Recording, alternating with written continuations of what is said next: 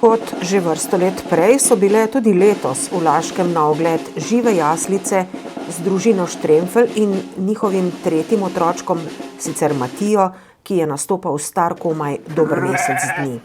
Bil je najmlajši Jezušček do zdaj.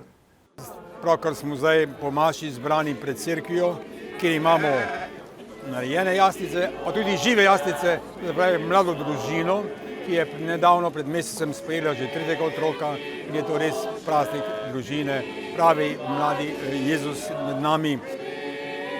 Veseli smo bili klica, z veseljem smo se odzvali, glede na to, da je naš novi Matija res mlad, nas je malo skrbelo, kako bo šlo skozi, če bomo zdržali celoten program, ampak nam je uspelo, tako da smo vsi veseli. Letošnje praznovanje božičnega praznika bilo za nas spodbuda, da bomo res nosilci luči.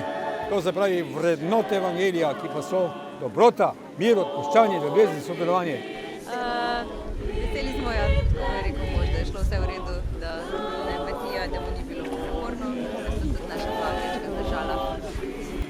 Blagoslovljen Božič in srečno novo leto, ki je pred nami, ki je pa tudi izredno pomembno, ker je to kot 25-letnica tudi jubilejno leto z vsemi duhovnimi spodbudami, ki bodo sledile.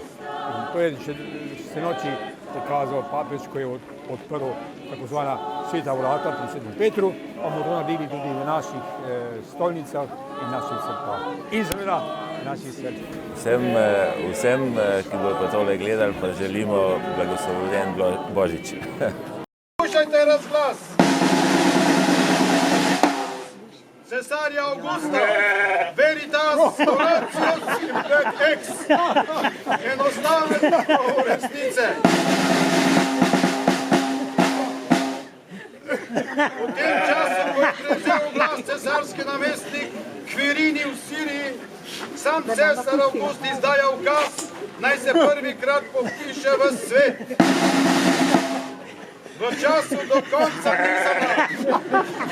Mož, ki je glava družine, dolžan, da se s vsemi svojimi družinskimi člani javi v svojem rodnem mestu. Več kot polovica vsega prebivalstva, vsega sveta je že podpisala. Kdor ne bo izvršil cesarjevega povelja, je zanj predvidena najstrožja kazen.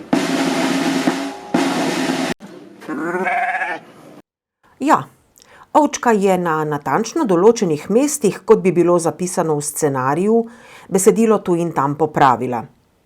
Tudi trditev, da živali govorijo samo na sveti večer, povsem ne drži več. Oglasijo se takrat, ko je treba in tako, kot je prav.